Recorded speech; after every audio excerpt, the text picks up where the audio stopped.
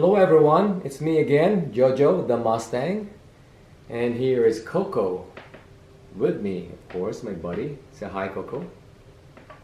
Alright. Okay, so like I said, I'm Jojo, and for those who doesn't know me, I was active duty for 30 years. I retired as a warrant officer not too long ago. I served honorably for 30 years, and I'm very proud of that one. So today's topic is about evaluation, one of the very sensitive topic when it comes to a Navy career. And the reason why it's very critical and it's very sensitive because a lot of people, they put it in heart and they really feel it if they're not being promoted properly. And once they're ranked lower than they expected and their evaluation are not written properly the way they wanted, or the way it was being submitted to them came back to them in a different way, and of course some doesn't feel good about it, and that's normal, and I experienced that as well too. However, when I learned later on down the line how evaluation actually works, the sensitivity behind all that one and the stress behind all of it when it comes to evaluation and how your evaluation is written come lesser to me, because I then understand what the evaluation is all about. Now, don't get me wrong. Everybody have their own version, right? Everybody have their own experience. Everybody have their own ways of writing evaluation. Everybody have their own reason or how they move up to the ranks. But I'm just talking about my personal experience here. So I'm not trying to contradict somebody else, okay? But if you can relate to what I'm gonna tell you, then maybe you can give me a thumbs up. And don't forget to subscribe as well to my channel here, okay? So that we can keep going and talk about some important information or topics that we would like to talk about and share with our active duty sailors and those who are also planning to get into the military. Now, so evaluation is very critical because it is the one that depends how you will be promoted or how you'll be selected to a higher rank. So you have to remember this: promotion is for E6 and below, selection is for chiefs and above, including the officers. Okay, so those are two terms right there that some other people hasn't actually understood, and sometimes they use it in a different way. But it doesn't really matter as long as you move up to the ranks. That's what matters, right? So we do all know that when you write your evaluation, it's all about cause and effect. So you have to have the cause and the effect of your evaluation, right, of what you did. So now we have to also understand that in every command, sometimes we have a new department head. In my case, when I was in a squadron, our maintenance officer, which is our department head, when they change, they have different way of writing. They have a certain format that they want to follow. Sometimes the XO or the skipper gets involved in that one as well too. So from the first class or whoever who generated the evaluation all the way to the skipper or whoever will be writing, depending also if who's going to be your evaluating officer. It could be your department head or it could be the skipper, right, depending on your rank. So now, one thing we do all know and we all don't talk about is that, and we heard about this, which is very common to everybody, it's not a secret, is that you have to have this check in the box. So this check in the box is not a secret to everyone. We do know that you have to have the position of LPO at sea or a crew leader, depending on your rank. You have to have this leadership position, management. You have to have command involvement. You need collateral duty, deployment on your belt, and education as well too. So those are just some stuff that we're going to be talking about. And don't forget community relations. So those check in a box, some people kind of like misunderstood it. And you have to remember this, especially if you go into the chief's ranks, the last evaluation, the last 5 you're going to be looking at. Sometimes you're going to look at 6 evaluation. Then they will look at all those check in the box, right? So meaning to say, if you are E6 going for chief, the last 3 years will be looked at, including your last 2 for being an E5. if you made it first time up going to first class, right? So that's very critical. You have to look at all those evaluation. Those checking the blocks doesn't mean that you have to have those only during your last 5 years of evaluation. No, it's not. In my experience and with my personal view when it comes to evaluation, you need to have those check in the box in every evaluation that you will have. Meaning, the last evaluation you have to add to the LPO position, you have to have the LPLC, you need to have the education in it, the leadership position, command involvement, community relations, education, deployment, all those good stuff. You have to have it in every evaluation. Because you have to remember the evaluation, including the ranking, is a point system. So if you don't have those and everything is being by points, then you're missing something. Let's say, for example, for the one evaluation, the perfect score is 1,000, right? And you have to have all those, everything has a point from your education, your leadership position, and everything else. But if you're missing one of those, there's no way you can reach the 100%, right? You can't get the 1,000 points.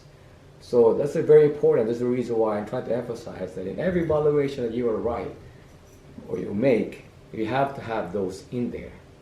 Now, you'll be thinking, well, there's too many. It is a lot, all right? But you have to be careful too how you're gonna write it in there.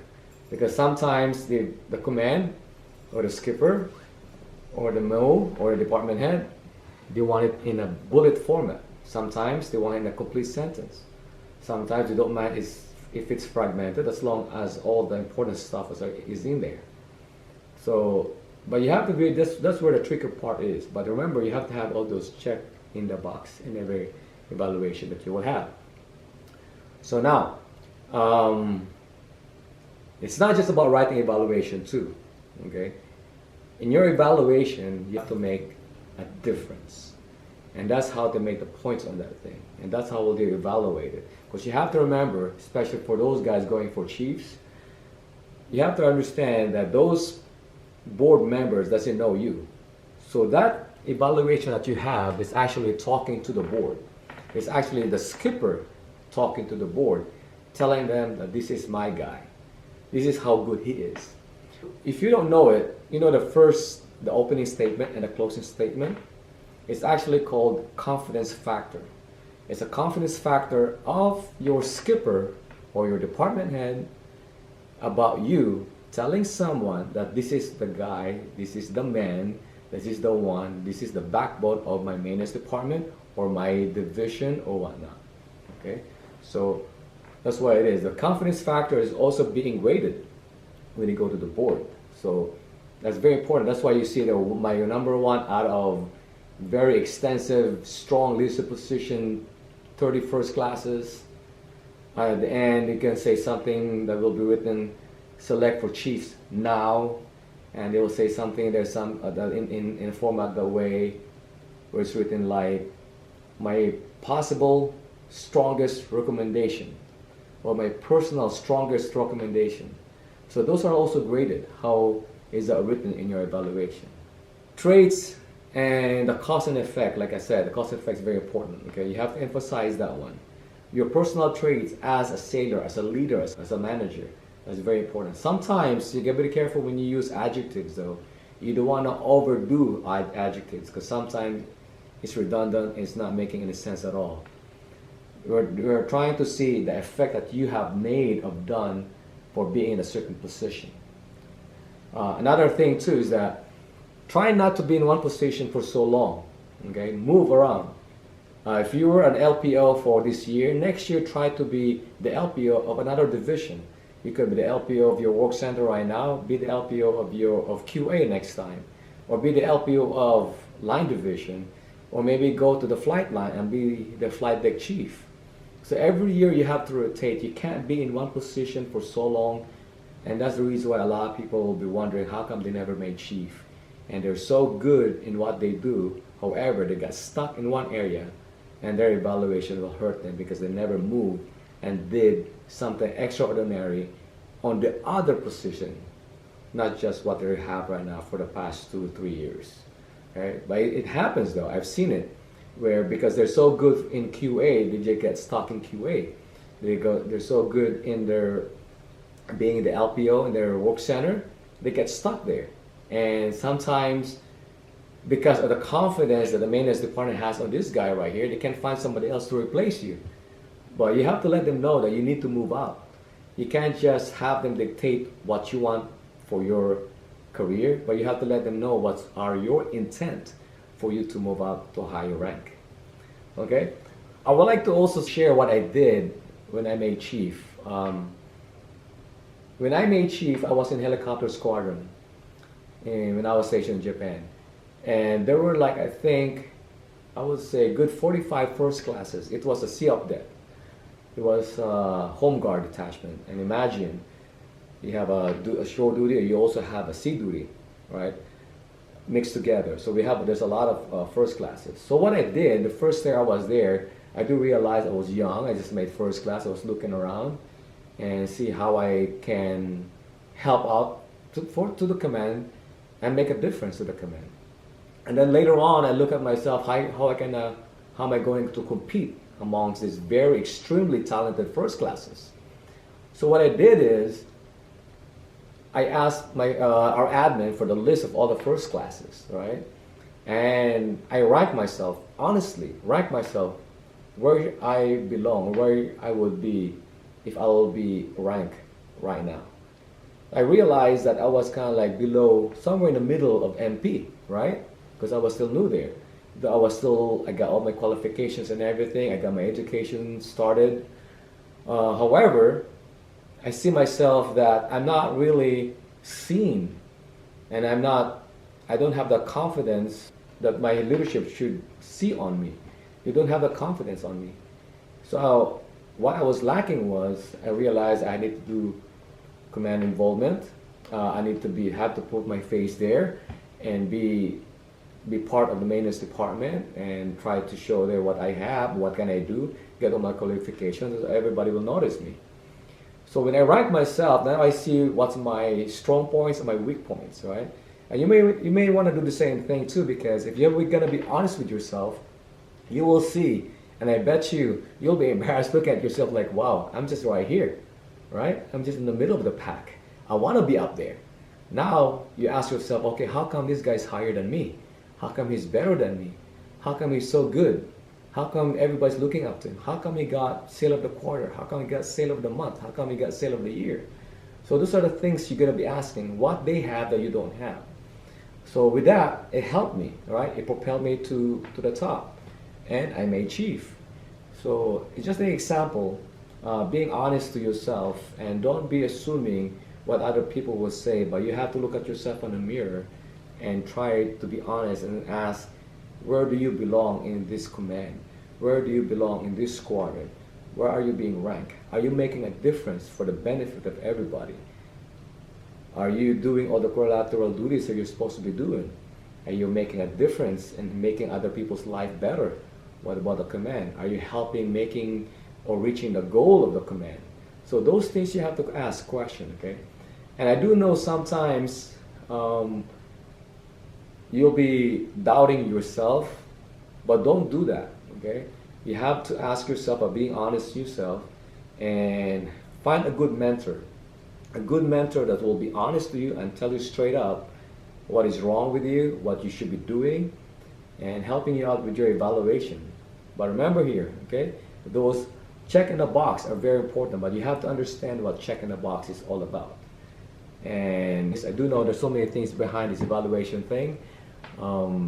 I know the block right there, there's only a couple of lines where you can fill in all the information or your achievement that you have done, all the contributions you have done for the entire year.